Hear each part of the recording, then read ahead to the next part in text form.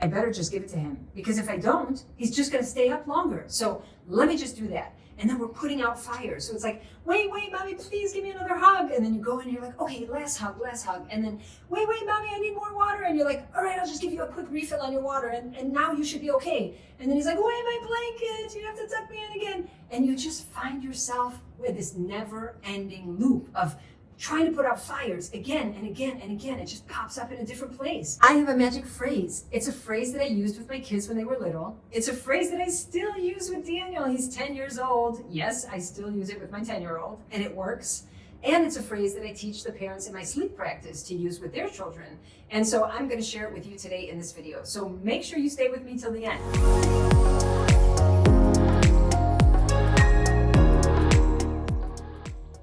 What do I do? I'm doing this all night, every night. It's going on for like half an hour until finally he's exhausted and he'll fall asleep.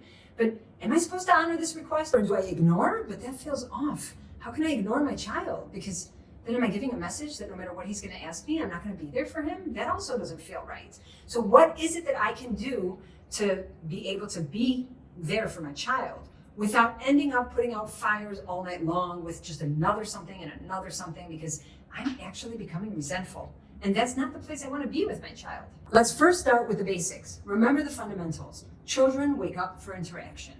That is a fact. So if your child is stalling, there is interaction going on. And you need to think, what is this interaction that's happening? And how can I cut it? So filling up your child's water bottle, and then standing up the water bottle, and then standing it up again, and then doing it again is perpetuating the requests. So if we recognize that kids are waking up for interaction, you going ahead and taking care of that request over and over again is perpetuating the wake up. So we want to make sure that we're not creating positive interaction, but we also want to make sure that we're not creating negative interaction, because we actually don't think of this as interaction. But when we get angry, when we get frustrated, when we kind of huff and puff and make these faces, our kids are watching us. And that's kind of fun. It's like, ooh, look what I can do to dad if I keep asking for something. And so that becomes interaction. So positive, negative. What's the middle of that? Boring. We want to be super boring. We actually want to be in a place where our child is not really getting much out of us, not positively and not negatively. And so with this magic phrase, you will be able to stand in that role of the super boring while still honoring connection with your child. Because we don't want to not show up. And we don't want our child to think like, all of a sudden, mom's not answering me now. What happened to her? Honoring the connection with our child is the number one goal always. In the end, children grow up, move out of the house, and what's left? The connection.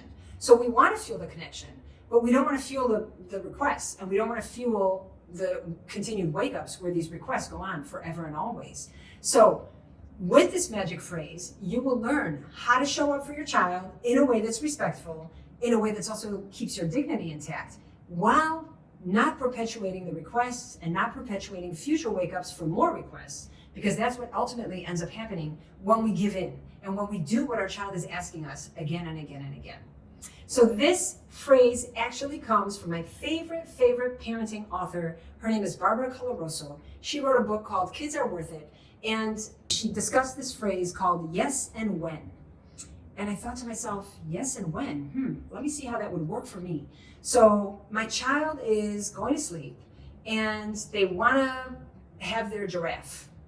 Let's say that all of a sudden my child is asking for a request of, Mommy, I want the giraffe over there on the toy shelf. And then instead of saying, sure, here you go, here's the giraffe. And then they'll be like, no, I want the elephant, please give me the elephant. And then you go give the elephant and they're like, wait, I want the doll over there. And before you know it, you're going crazy. All you have to do is yes and when. So, Mommy, I want the giraffe. In the morning. Now it's time for sleep. But wait, Mommy, my water fell down. Can you pick it up for me? In the morning. Now it's time for sleep. And that becomes the answer that you give all night long.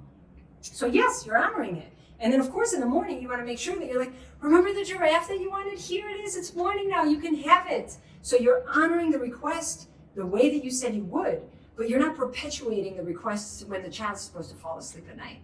So when you, by the way, yes and when works for older children as well. So I use it with my 10-year-old when he goes to sleep. And he's like, Mommy, can we just have a little bit more back rub? And I'm like, in the morning. Now it's time for sleep.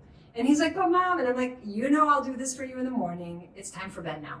And he's okay with that because he can lean on when it's going to happen. I'm actually meeting him with understanding. So it's not like I'm dismissing what he's requesting, and I'm not making little of it, and I'm not ignoring it. I'm actually honoring it, just not right now.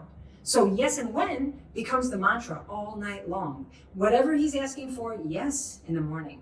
I want daddy, please bring daddy in the room. It's mommy now. I want daddy. Sure, you'll have daddy in the morning. Now it's time for sleep. So you can see how this yes and when works for anything. Whatever the request is, we will say yes and when. And that has been for me such an anchor. It started out with sleep, and I found it like, wow, life-changing around sleep. But as my child grew and wanted all kinds of things that were not appropriate for that time, I started pulling it out of my toolbox and saying, you can have this cookie on Shabbos, because on Shabbos we have a treat. But now it's not time for the cookie, it's time for dinner. So yes and when came up again. Or we would be out and my child would see a toy store and he would want some specific toy. And I would say, of course I'll get that for you on your birthday. Now we're going to continue walking. And so yes and when became so powerful that I to this day use it still with my adult children, with my 10-year-old, when we're talking about sleep, when we're trying to get to sleep, or when we're talking about anything else. Yes and when has become a way to be respectful, to keep my child's dignity intact, to honor myself as a parent who wants to show up with understanding and who wants to give my child the feeling that he's been seen, he's been understood, mommy hears me. But I'm not throwing myself under the bus by falling into this trap of these endless requests time and time again that then just keep me stuck.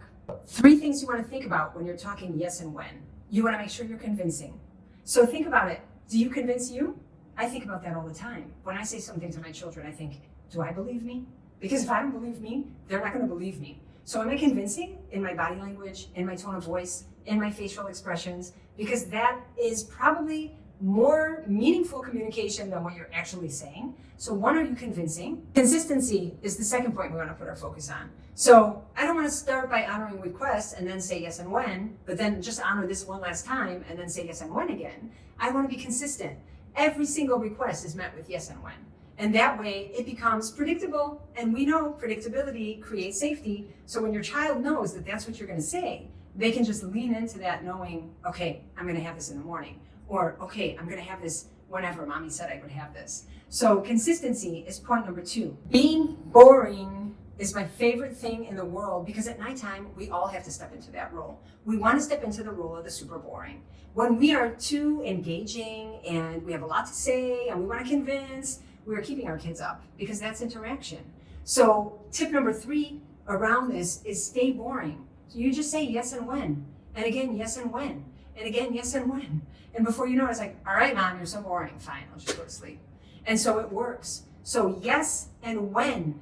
I invite you to adopt it. It is awesome. It's wonderful. It's a trick you're going to have forever and always, because I'm still using it and I have adult children. So it works. And I will leave you for that in this video. If you want to share your experience, please leave a comment. I always love to read the comments that you write below. It warms my heart to know that I'm helping you make the shift at home. And I'll see you in the next video.